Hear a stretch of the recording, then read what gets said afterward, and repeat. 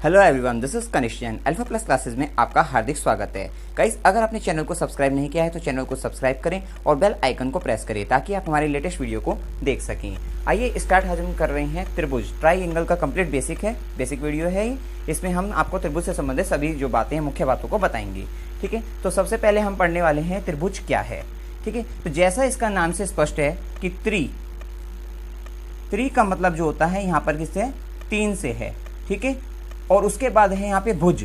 ठीक है, तो भुज का मतलब किससे है, भुज का मतलब होता है भुजा से, अर्थात ऐसी आकृति जिसमें क्या हो, तीन भुजा होती हो। ठीक है, उसको हम त्रिभुज कहते हैं। अब हमने इतनी बात कही, जितना इसका नाम है उसी से हमने बताया कि ऐसी आकृति जिसमें तीन भुजा होती हो उसको हम त्रिभुज कहते हैं। ठीक है, तो अब इस बात को अगर हम देखें तो तीन भुजा, तो 1 2 3, अगर हम इस तरीके से बना दे तीन भुजा, ये भी तो तीन भुजा हैं, लेकिन ये आकृति क्या है, ये त्रिभुज थोड़े ना होगी, नहीं। तो इसका मतलब क्या है कि ये त्रिभुज नहीं है। तो इसका मतलब क्या होगा कि ऐसी आकृति, बंद आकृति जिसमें तीन भुजा होती है वो त्रिभुज होती है। ठीक है, तो अगर हम इस तरीके से बनाएं कि बंद आकृति बनानी है, ठीक है, एक भुजा ये, दूसरी ये हो गई और तीसरी आपकी क्या हो, ये हो गई। ठीक है, अब ये क्या है, आकृति बंद है। ठीक है, अगर ये बंद नहीं होती, जैसे कि ये वाली आकृति बना दी हमने, या कोई और भी बना देते हैं, अगर यहाँ से हमने इस तरीके से भी बना देती है आकृति कि ऐसे ऐसे और ये ऐसे, तो क्या ये त्रिभुज हुई, नहीं हुई। तो त्रिभुज क्या हुआ कि ऐसी बंद आकृति, ठीक है, जिसकी क्या हुई, तीन भुजाएं हैं। ठीक है, उसको हमने क्या कहा, त्रिभुज कहा। अगर आप इंग्लिश में बात करें, अंग्रेजी में ट्राई एंगल, ट्राई का मतलब 3 मतलब तीन से, और एंगल का मतलब कोण से होता है। ठीक है, तो हिंदी और इंग्लिश में बात एक ही है, तो आपको समझ में आ गया होगा कि त्रिभुज जो है क्या होता है। ठीक है, तो अब हम इसमें जो है एक बात आप ये देखिए कि जैसे त्रिभुज है, एक बिंदु इसका ये है, एक बिंदु ये है, एक बिंदु ये है। ठीक है, तो मतलब ये बिंदु एक ही रेखा में नहीं है, अलग अलग रेखा में है। तो आप इसको ऐसा भी कह सकते हैं कि ऐसी असंरेखीय तीन बिंदु जो हैं अगर हो, मतलब असंरेखीय हो, अलग एक ही रेखा में मतलब ना हो। ठीक है, संरेखीय मतलब एक ही रेखा में, असंरेखीय तो मतलब क्या होगा, अगर तीन बिंदु असंरेखीय हों तो उनको मिलाने से जो बंद आकृति है वो क्या है, आपकी त्रिभुज है। और एक बात और त्रिभुज के लिए हम कह सकते हैं कि जो त्रिभुज होता है वो क्या होता है, सबसे कम भुजाओं वाला बहुभुज होता है। क्या होता है, सबसे कम भुजा वाला बहुभुज। ठीक है, जिसको बहुभुज, जो बहुभुज होता है इसको हम इंग्लिश में क्या बोलते हैं, पॉलीगन बोलते हैं, पॉलीगन। ठीक है, तो ये क्या होता है, सबसे कम भुजा वाला। क्योंकि बहुभुज का मतलब क्या होता है, बहु मतलब बहुवचन से है, भुजा मतलब जब भुजाएं जो है बहुवचन में हो, जो है अधिक हो। ठीक है, तो अब क्या होगा, यहाँ पर भुजा कितनी है आपकी, 3 है, लेकिन क्या होगा, ऐसी आकृति जो ये तीन भुजाओं से बनी बंद आकृति है, ठीक है, ये बहुभुज हो गई। लेकिन अगर हम बात करें जो सबसे कम भुजा वाली आकृति है वो क्या होगी, यही होगी। क्योंकि अगर हम इसकी चतुर्भुज की बात करें तो ये भी बहुभुज होता है, लेकिन इसमें क्या होती है, भुजा 4 आ जाती हैं, पंचभुज में 5 आ जाती हैं। ठीक है, इस तरीके से जो है आप देखते हो कि सबसे कम भुजाओं वाला अगर बहुभुज की बात करें तो वो क्या होता है, आपसे पूछा जाए तो वो आप बताएंगे त्रिभुज होता है। ठीक है, तो यहाँ पर आपको ये भी बात पता लग गई है। ठीक है, अब हम इसके बात करते हैं कि त्रिभुज में जो शीर्ष कितने होते हैं। शीर्ष त्रिभुज में जो ये बिंदु है, ये कॉर्नर्स हैं इसके, ठीक है, तो इन बिंदुओं को ही आपको कहते हैं शीर्ष कहते हैं। ठीक है, ये जो बिंदु हैं जिनसे मिलकर तीन बिंदुओं को मिलाया हमने और हमारा त्रिभुज बनाया, तो इन बिंदुओं को ही क्या कहते हैं, असंरेखीय बिंदुओं को ही शीर्ष कहते हैं। तो जैसे हम ये वाला त्रिभुज लेते हैं, ये ए है, ये बी है, ये सी है, तो शीर्ष कितने हुए आपके, 3 हुए। कितने हुए, 3। कौन कौन से हुए, ए बी सी। क्लियर हो गई इतनी बात। ठीक है, अब हम बात करते हैं भुजाओं की। त्रिभुज में कितनी भुजा होती हैं। ठीक है, तो दो बिंदुओं को मिलाने से क्या हुआ, एक भुजा बन गई आपकी।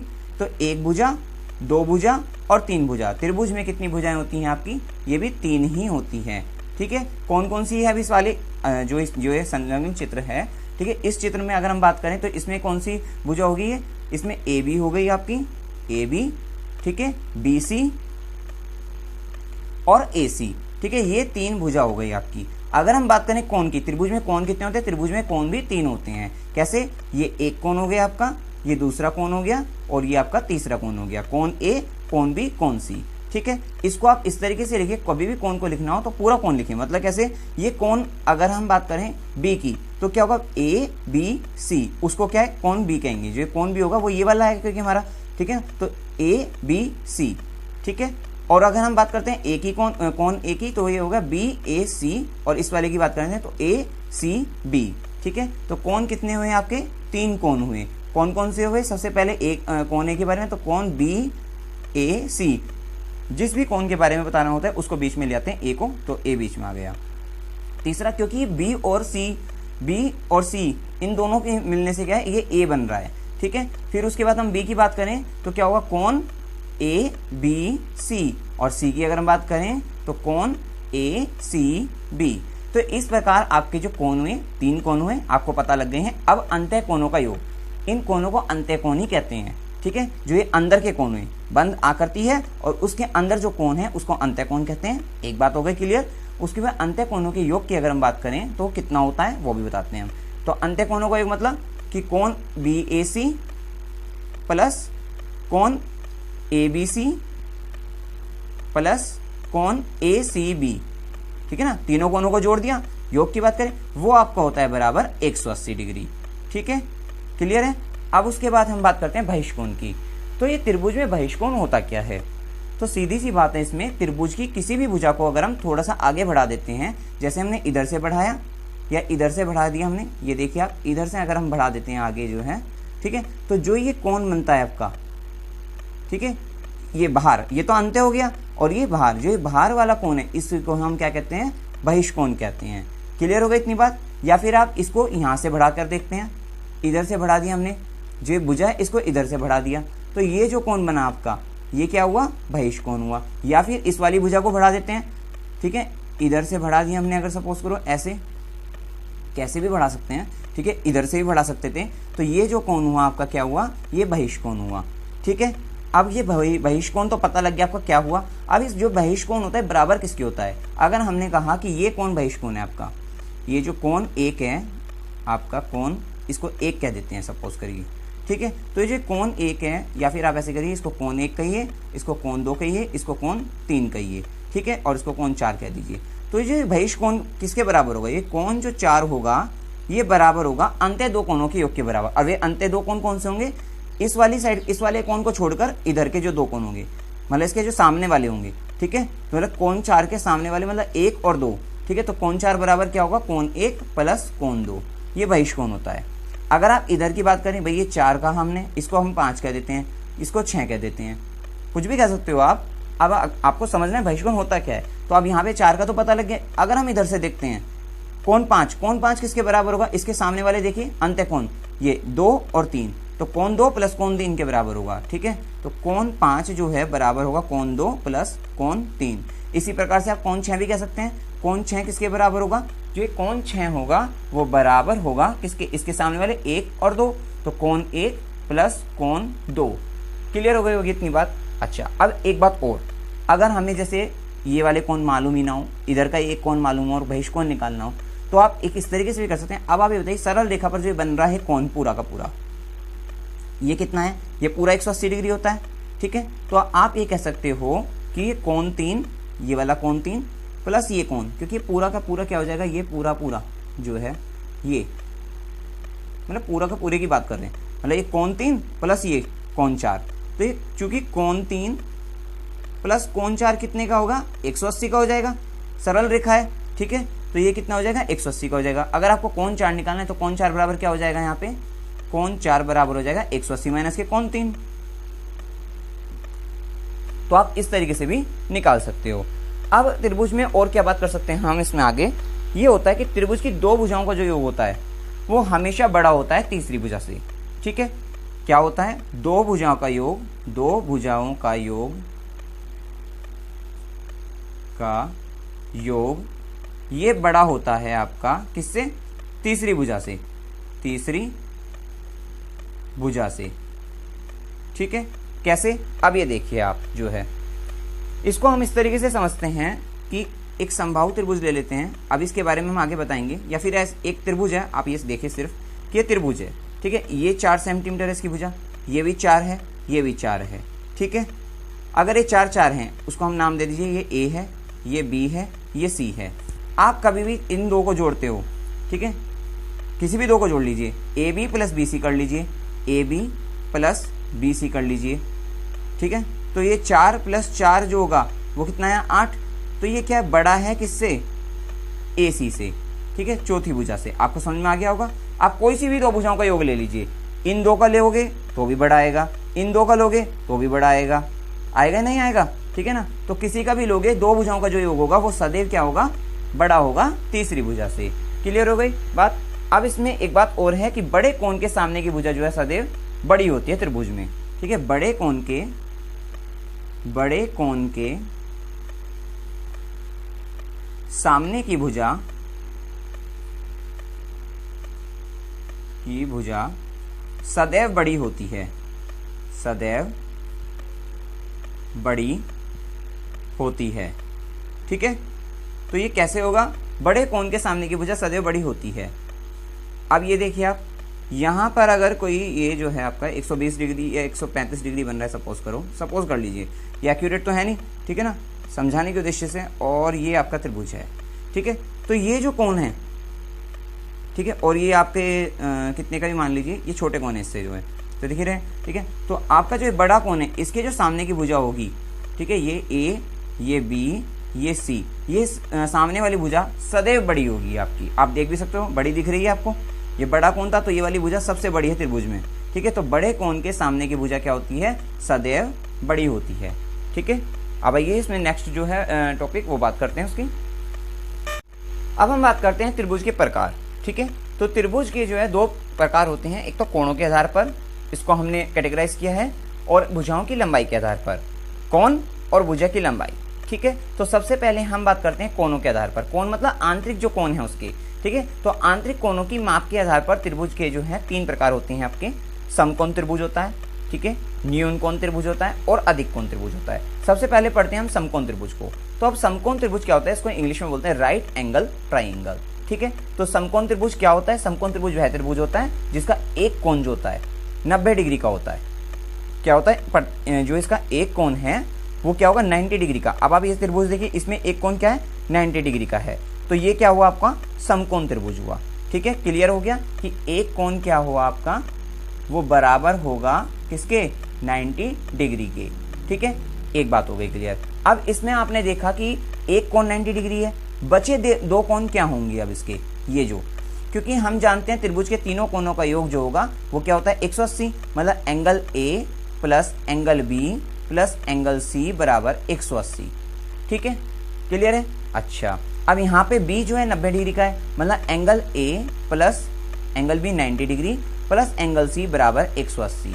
तो angle A plus angle C क्या होगा, 180 माइनस के 90 बराबर 90। इसका मतलब ये होगा कि बाकी के जो दो कोण हैं उनका योग क्या होगा, 90 डिग्री के बराबर होगा, ठीक है। इसका और इसका जो योग होगा वो 90 का होगा। तो अब जब दो कोणों का योग 90 है तो इसका मतलब जो है ये तो 90 से कम के ही हो गए भाई, A और C दोनों को मिलाकर 90 बन रहा है। तो इसका मतलब ये कम का होगा, चाहे ये आप जो है इसको 80 का कह लो, एक को 10 का कह लो, ठीक है ना। मतलब क्या होंगे, मतलब यही है कि ये दोनों 90 से कम के होंगे। अभी हम जब अगला कोण पढ़ेंगे, ये समकोण त्रिभुज है आपका, आपने पहले कोण तो पढ़ ही रखे हैं कि अब क्या होगा, जो 90 से कम होता है वो क्या होता है, न्यून कोण होता है, ठीक है। तो ये क्या होंगे, ये दोनों कोण जो होंगे न्यून कोण होंगे। तो इसका मतलब आपको पता लग गया कि इसमें एक कोण 90 डिग्री होगा और जो दो कोण होंगे इसमें वो क्या होंगे, न्यून कोण होंगे, न्यून कोण, ठीक है। एक बात क्लियर हो गई इसकी। अब हम आगे बढ़ते हैं इसमें। तो इसमें हम जानते हैं कि 90 डिग्री जो होती है समकोण त्रिभुज के अंदर, 90 डिग्री के सामने वाली भुजा जो होती है वो क्या होती है आपकी, कर्ण होती है। क्या होती है, कर्ण होती है, ठीक है। और इसमें जो है ये जो लंब है 90 डिग्री है, तो इसको हम क्या कहेंगे, ये लंब होता है आपका, लंब।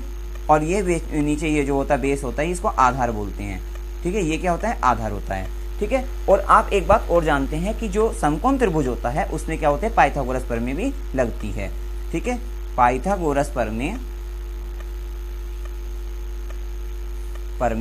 लगती है, इसमें प्रमेय भी लगती है, ठीक है। अब ये पाइथागोरस प्रमेय कैसे लगती है, क्या होती है इसमें ये होता है, जो कर्ण होता है, ये जो कर्ण होता है इसका स्क्वायर जो होता है वो बराबर होता है लंब का स्क्वायर प्लस आधार का स्क्वायर, ठीक है। तो इसमें जो कर्ण का स्क्वायर होगा वो बराबर होगा लंब का स्क्वायर प्लस आधार का स्क्वायर।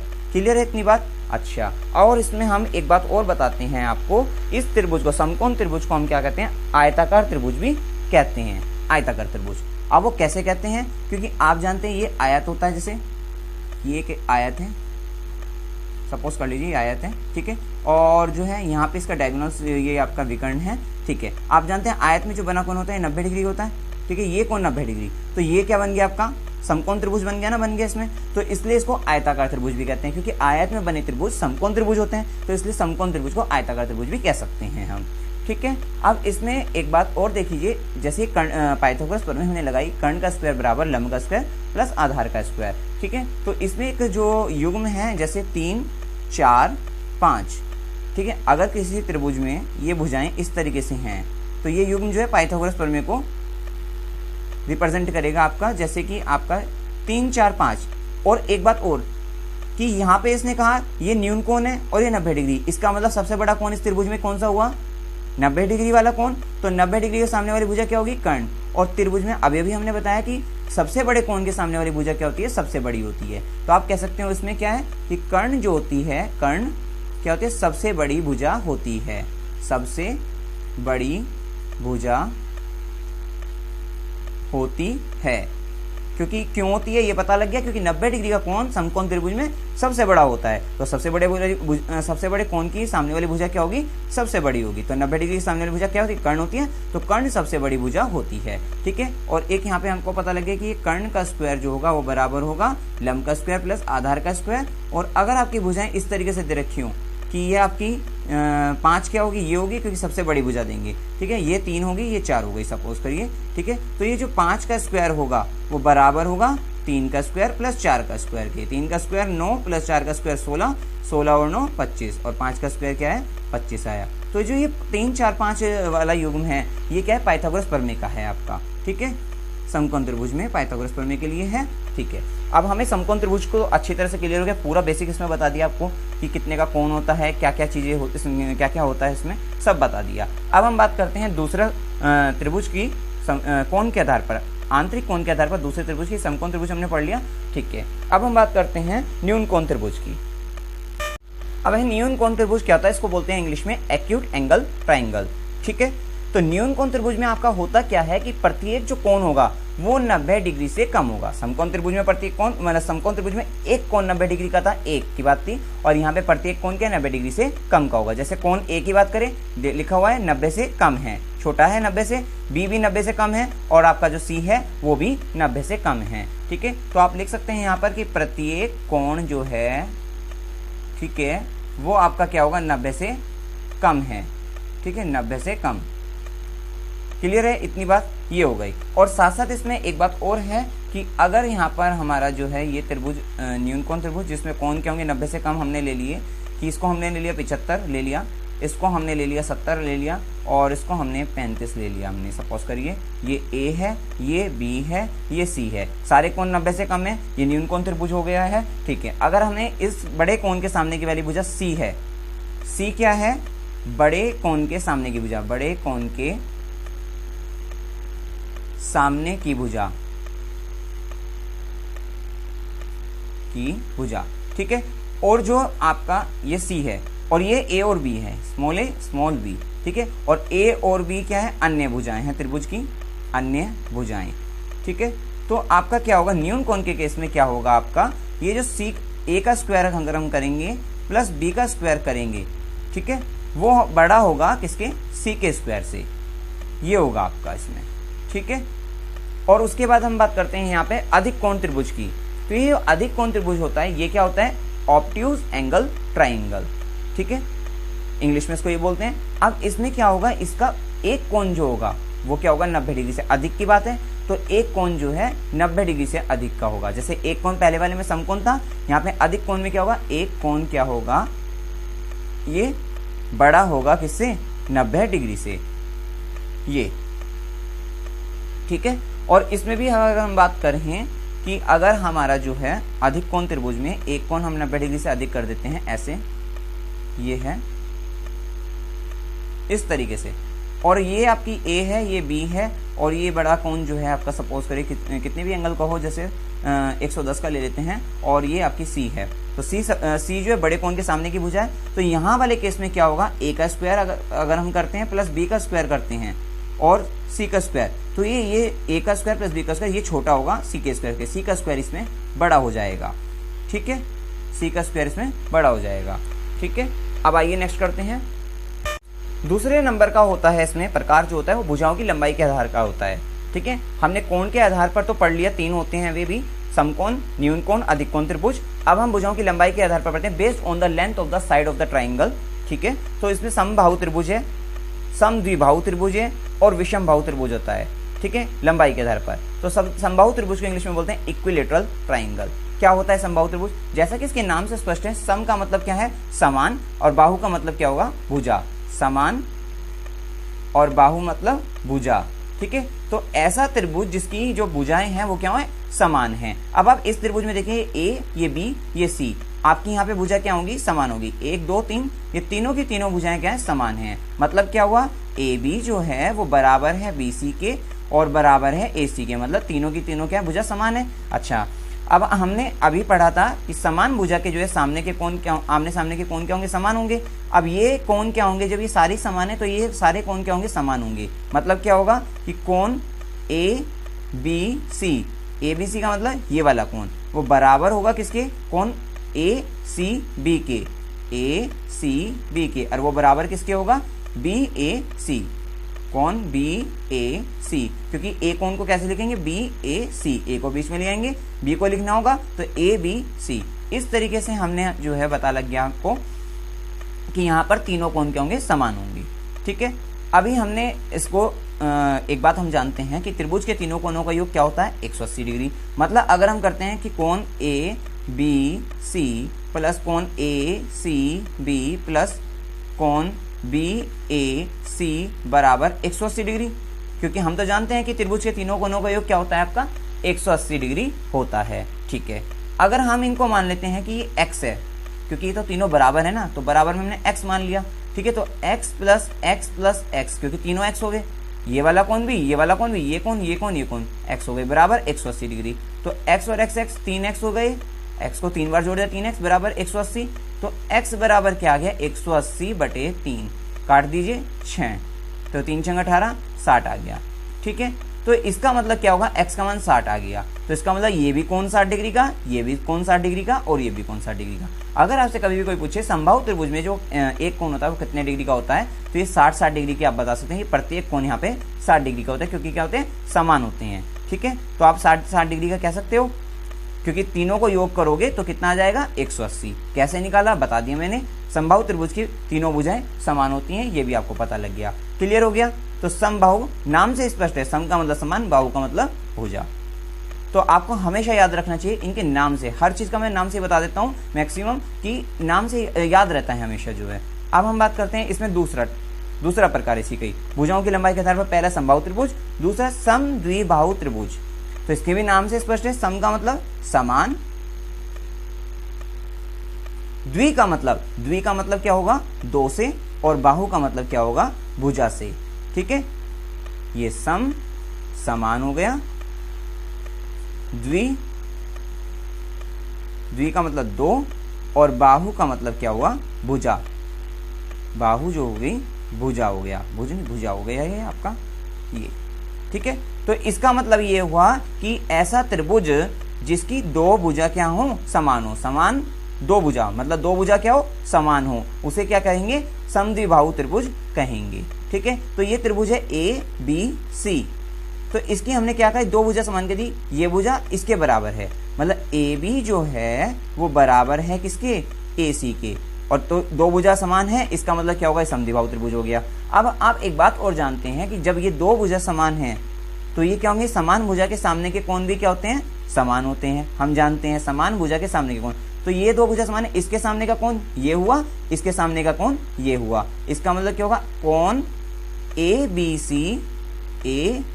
सी, कौन सा कोण हुआ ए बी सी, ये वाला, वो बराबर होगा कोण ए सी बी, इस वाले कोण के।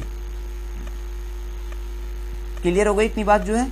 ठीक है, तो ये दोनों कोण क्या होंगे आपके, तो अब जो इसका तीसरा प्रकार होता है वो क्या होता है, विषम बाहु त्रिभुज, भुजाओं के आधार पर, ठीक है। इसको स्केलिन ट्रायंगल बोलते हैं इंग्लिश में, ठीक है। तो विषम बाहु त्रिभुज में क्या होता है, जो तीनों भुजाएं होती है वो क्या होती हैं, अलग अलग होती हैं, ये विषम बाहु त्रिभुज होता है, ठीक है। अब आप देखिए ये भुजा, ये भुजा, ये भुजा, तीनों अलग अलग हैं, ये बराबर तो नहीं है, तो यही क्या है, विषम बाहु त्रिभुज है। अच्छा, जब तुम्हारी तीनों भुजाएं बराबर नहीं है तो तीनों कोण क्या होंगे, क्योंकि समान भुजाओं के सामने के कोण बराबर होते हैं, लेकिन जब भुजाएं समान नहीं है तो ये क्या होंगे, कोण भी बराबर नहीं होंगे। तो आप लिख सकते हो यहाँ पे ए बी जो है वो बराबर नहीं है किसके, बी सी के, बराबर नहीं है किसके, ए सी के। इसलिए आप कह सकते हो कि जो कोण आपका ए बी सी बराबर नहीं है, कोण किसके, ए बी सी ये वाला हुआ, कोण बी सी ए वो ये वाला कोण हो गया, और बराबर नहीं है किसके, कोण सी ए बी के, कोण सी ए बी के, ठीक है। इसको हम कोण एक, कोण दो, कोण तीन हमने मान रखा था। आप ये भी कह सकते हैं कि कोण एक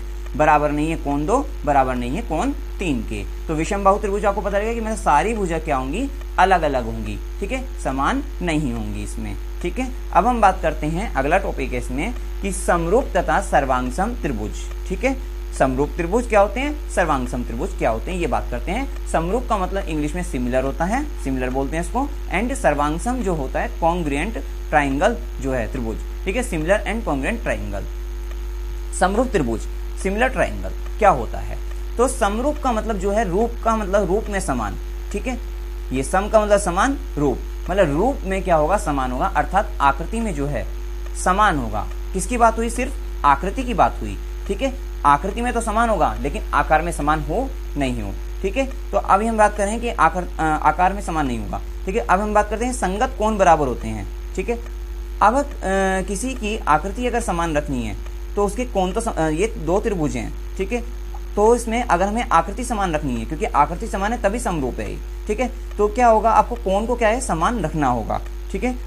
अब हमने क्या करा, संगत कोण क्या होते हैं, पहले संगत कोण समझ लीजिए। ये जो कोण ए है, ठीक है, और ये जो कोण पी है, ये क्या है, आपस में संगत कोण है, ठीक है। इसी तरीके से जो कोण बी है 30 डिग्री का, ठीक है, ये जो कोण क्यू है ये संगत कोण है, ठीक है। तो कोण ए जो है, आप यहाँ देख लीजिए कि जो कोण ए है बराबर है कोण पी के, एक बात हो गई, ये संगत बता रहे हैं, ठीक है। कोण बी बराबर क्या होगा, कोण बी जो होगा वो बराबर होगा कोण क्यू के, और आपका तीसरा क्या है, कोण सी जो होगा, कोण सी बराबर कोण आर के, ठीक है। तो ये आपका क्या बता रहा है, संगत कोण, ठीक है। तो संगत कोण अगर आपके बराबर है तो आप कह सकते हैं समरूप त्रिभुज है, ठीक है। अगर हमने संगत कोण को बराबर नहीं रखा, अब ये सपोज करिए ये तो 30 डिग्री का है, ठीक है, मैं ये कहता हूँ ये बी जो है बराबर नहीं है, क्योंकि किस वाले केस में, कि ये तो 30 डिग्री का है, इसको हम 90 डिग्री कर देते हैं। तो अगर हम इसको 90 डिग्री कर देते हैं तो ये त्रिभुज कैसा हो जाएगा, देखिए ये क्यू आर है आपकी, ठीक है ना, ये क्यू आर है। अब 30 डिग्री के केस में अगर ये इस तरीके से है तो 90 डिग्री वाले केस में ऐसे चला जाएगा, ठीक है। तो इस भुजा को फिर इस भुजा से मिलाना पड़ेगा।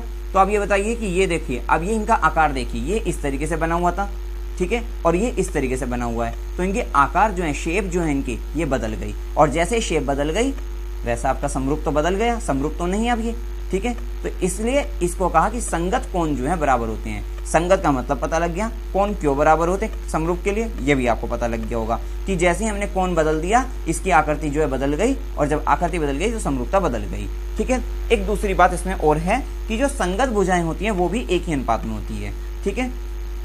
जैसे कि मतलब इसमें जो है आकार जो है, आकृति बराबर हो, सही है, आकार हो या ना हो उसकी बात नहीं है, कि अब ये जैसे ये 6 की है आपकी, ये 6 की है, और जो है ये सामने वाली भुजा तो 3 की है, ठीक है। तो भुजा तो बराबर नहीं हुई ना, मतलब आकार में तो बराबर नहीं है, लेकिन हमने क्या देखा कि 6/3 अगर हम करते हैं, मतलब इन सब भुजाओं का आपस में, संगत भुजाओं का अगर हम अनुपात लेते हैं वो आपका समान आना चाहिए, ठीक है। जैसे हम देखते हैं संगत भुजाओं का अनुपात, मतलब ए बी की संगत क्या है, पी क्यू है, तो अगर हम ए बी बटे पी क्यू करेंगे, ठीक है, वो बराबर आना चाहिए किसके, ये ए सी की संगत क्या है, पी आर होगी, ए सी बटे पी आर के, और वो बराबर किसके होनी चाहिए, ये बी सी बटे क्या होनी चाहिए, क्यू आर के, बी सी बटे क्यू आर के। अब आप करके देख लीजिए कि 6, क्योंकि ए बी क्या है, 6 है, तो 6/3 होगा, ठीक है। तो 6/3 क्या आएगा, 2 आ जाएगा बराबर, और ठीक है ना, 6/3 जो होगा आप यहाँ से देखिए 6/3 होगा,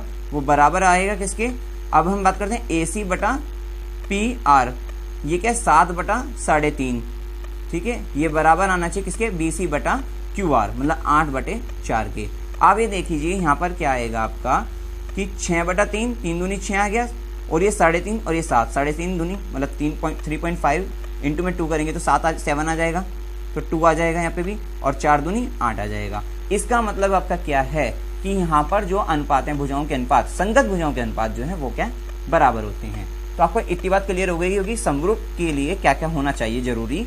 तो हमें जो है संगत कोण बराबर होनी चाहिए, और साथ ही उसकी जो भुजाओं का अनुपात है, संगत भुजाओं का अनुपात, वो भी बराबर होना चाहिए।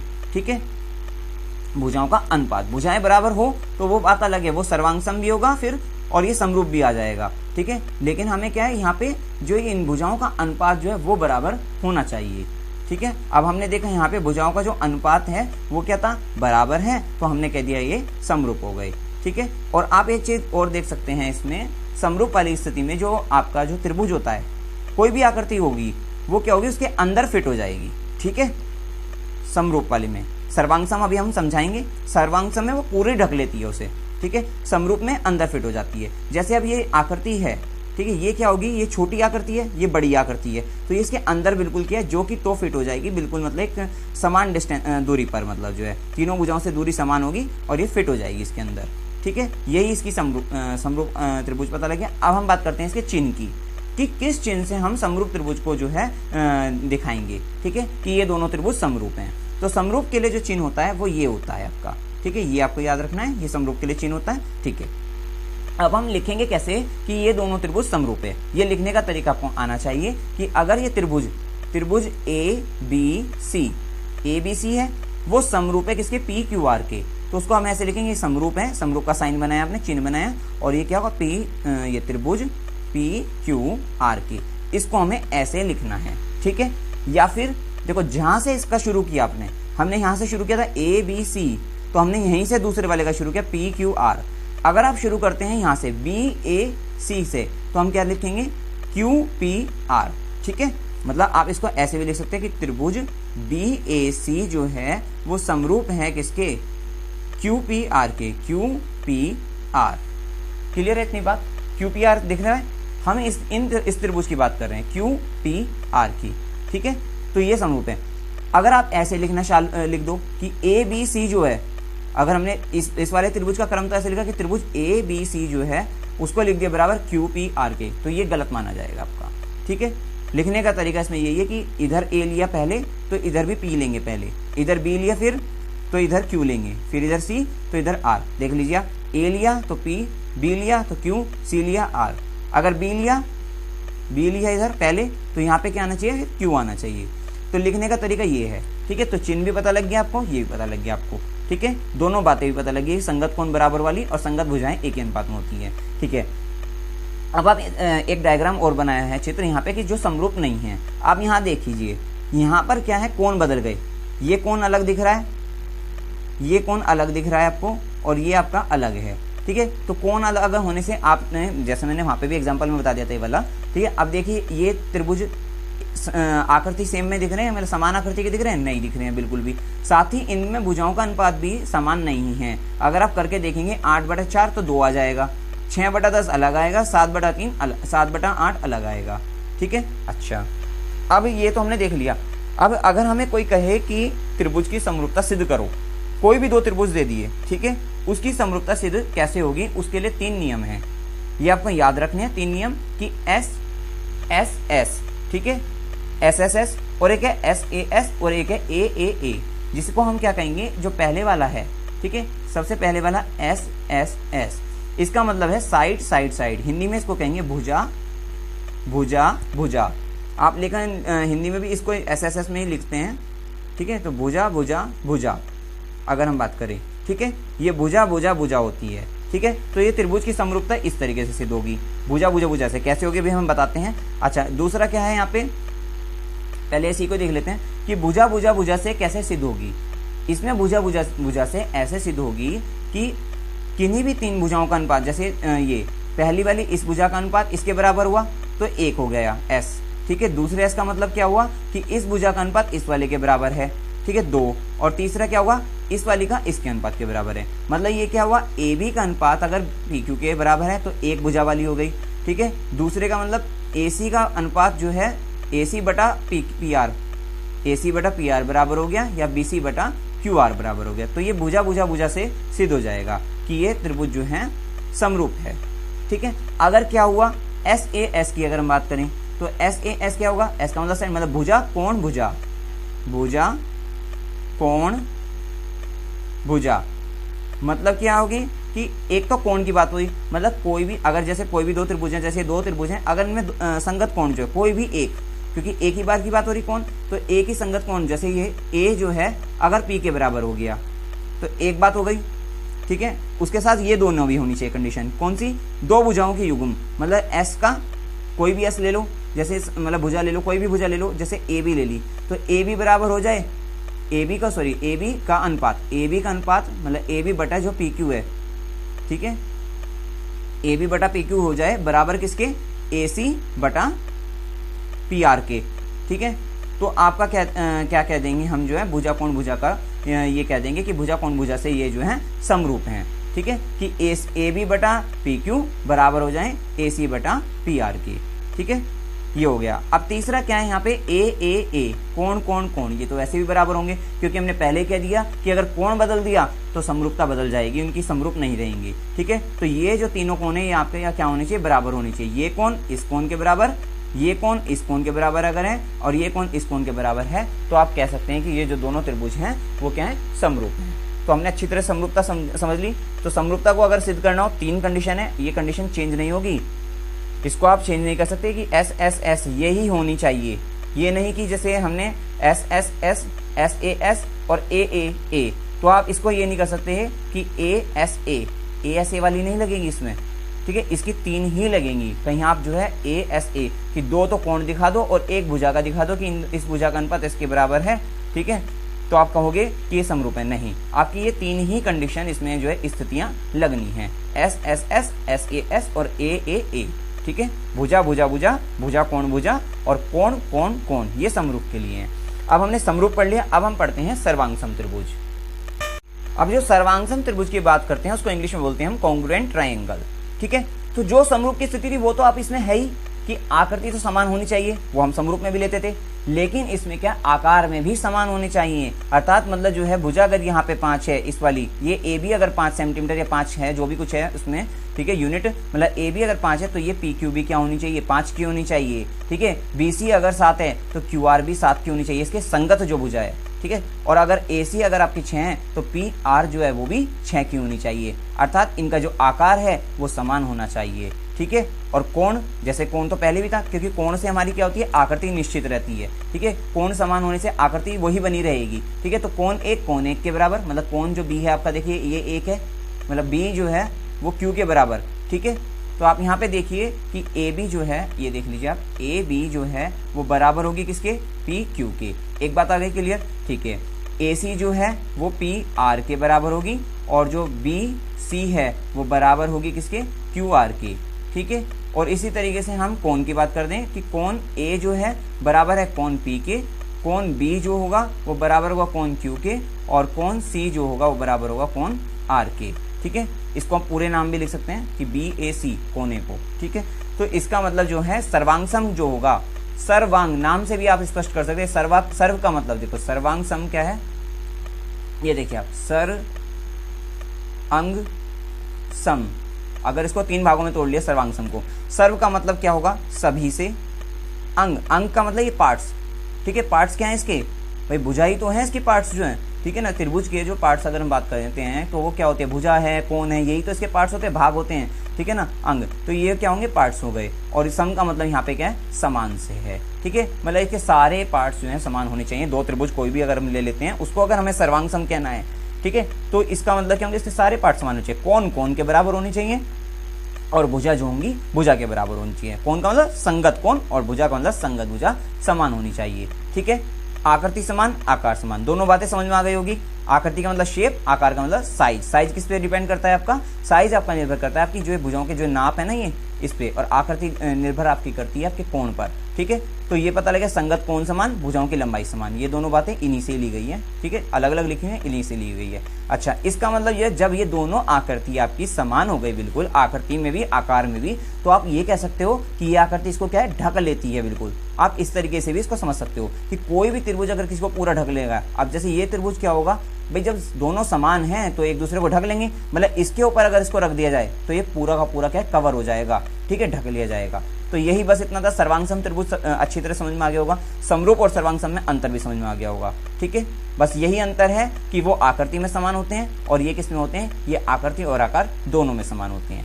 ठीक है, अब हम बात करते हैं संकेत की या चिन्ह की। इसको किस चिन्ह से रिप्रेजेंट, मतलब किससे दर्शाते हैं, तो उसका एक बराबर का साइन होता है, उसके ऊपर जो है समरूप वाला यही वाला साइन आ जाता है। ठीक है, बराबर के साइन के ऊपर, उसको सर्वांग सम त्रिभुज कहते हैं। ठीक है, अभी हमने उसका लिखने का तरीका उसमें भी बताया था। क्या बताया था हमने कि ए बी सी जो है, जैसे ये होगा अगर दो त्रिभुज सर्वांग सम है तो उसे कैसे लिखेंगे, उसका भी यही तरीका है सेम, कि त्रिभुज एबीसी जो है वो सर्वांग सम होगा किसके, त्रिभुज पी क्यू आर के। हम इस तरीके से तो लिख सकते हैं, ए के सामने अगर ए बी सी लिखा तो पी क्यू आर लिखेंगे। अगर हमने बी ए सी लिखा, त्रिभुज बी ए सी मतलब बी को पहले लिखा, तो यहाँ पे से इस वाले त्रिभुज में भी क्यू को पहले लिखेंगे। ठीक है, और अगर हमने सी को पहले लिखा, मतलब कि त्रिभुज अगर हमने कहा सी ए बी, वो सर्वांग सम है, किसके होंगे सर्वांग सम, आर, त्रिभुज में आर हो गया, फिर ए लिया था तो पी हो जाएगा, और उसके बाद क्या हो जाएगा, क्यू हो जाएगा। ये लिखने का तरीका है, ना कि ये लिखने का तरीका अगर आपने इसका तो ए बी सी ले लिया, उसका आपने ले लिया आर पी क्यू, ये लिखने का तरीका नहीं है। ठीक है, अब हमने जैसे समरूप में आपको समरूप दो त्रिभुज को अगर समरूप सिद्ध करना हो तो उसके लिए क्या क्या चीज आवश्यकता होती है, क्या आवश्यकता होती है, तो हमने 3 बताई थी वहाँ पे भी कि एस एस एस, ठीक है, एस ए एस और ए, वहाँ पे वे 3 थी, यहाँ पे 3 क्या होंगी, एस एस एस, ठीक है, सर्वांग समता सिद्ध करने के लिए S S S, S A, ये दो तो उन दोनों में मतलब वहाँ पे तो ये भुजाओं का अनुपात होता था। ठीक है, यहाँ पे जैसे ये क्या है, भुजा भुजा भुजा, ठीक है, ये क्या होगी, भुजा कोण भुजा, ठीक है, ये क्या होगी, कोण भुजा कोण। ठीक है, तो अब जैसे वहां पे क्या था, ये अनुपात था भुजा का, ठीक है, कि ए बी बटा पी क्यू था, लेकिन यहाँ पे क्या है, भुजा भुजा भुजा का मतलब यहाँ पे ये है कि अगर हमने किसी भी त्रिभुज की 3 संगत भुजाओं को बराबर कर दिया, ठीक है ना, तो आपका क्या है, ये इस वाली प्रॉपर्टी से आप कह सकते हैं, इस वाली उससे जो है एस एस एस सर्वांग समता से ये त्रिभुज जो है सिद्ध हुए सर्वांग सम है। ठीक है, कैसे कि ए बी, अगर हमने ये दो त्रिभुज ही देखते रहना, आप इसको देखिए, आप पहले वाली बता रहा हूं मैं इसमें कि एस एस एस वाले केस में अगर आपकी ए बी जो है बराबर है किसके, पी क्यू के, कितनी है, 5 के बराबर है, तो ये ठीक है, एक बात हो गई, एक भुजा हो गई। दूसरी भुजा का हम देखते हैं कि बी सी बराबर है क्यू आर के और वो बराबर है 7 के, दोनों बराबर होगी भी। ठीक है, तीसरी क्या है, ए सी बराबर हो गई पी आर के बराबर है किसके, 6 के। तो आप कह सकते हैं कि एस एस एस सर्वांग समता से जो ये त्रिभुज हैं दोनों के दोनों क्या है, सर्वांग सम है। ठीक है, ये क्लियर हो गया कि ये दोनों के दोनों सर्वांग सम है, कॉन्ग्रुएंट है इंग्लिश में। ठीक है, अच्छा अगर हम बात करते हैं एस ए एस की, तो ये तो तीनों बात पता लगी, एस एस एस वाली, ठीक है, भुजा भुजा भुजा। अगर एस ए एस मतलब भुजा कोण भुजा से सिद्ध करना हो कि ये सर्वांग सम है, ठीक है, तो अगर आपको आपके जो है कोण ये बराबर है, सिर्फ आपकी 2 भुजा बराबर मिल गई आपको किसी भी त्रिभुज में, ठीक है, कि मतलब ए बी तो है, ये आप बात करें एस ए एस की, एस ए एस भुजा कोण भुजा कि अगर त्रिभुज में ये कोण बी ए सी, कोण बी ए सी बराबर है कोण क्यू पी आर के, कोण क्यू पी आर के, वो किसी दूसरे त्रिभुज में कुछ भी हो सकता है, मतलब कितने भी बराबर हो। अगर सपोज करो ये आपका 30 डिग्री या 35 डिग्री कुछ भी है, ये दो तो कोण मतलब दोनों तो कोण बराबर हो गए, 2 कोण बराबर हो गए, साथ ही 2 भुजाओं के ले लो बराबर, मतलब ए बी बराबर पी क्यू बराबर 5 और पी आर ए सी बराबर पी आर बराबर कितना, 6। तो यहाँ पे क्या है, ये एस है, भुजा की बात हुई, ये भी एस है, भुजा की बात हुई, ये क्या है, कौन है, ए। तो आप कह सकते हैं कि ये जो त्रिभुज ए बी सी है वो सर्वांग सम है, वो क्या है, सर्वांग सम है आपके किसके, त्रिभुज पी क्यू आर के। और किससे, SAS से, या भुजा कोण भुजा इस तरीके से लिखते हैं, भुजा कोण भुजा से, ठीक है, ये होगी।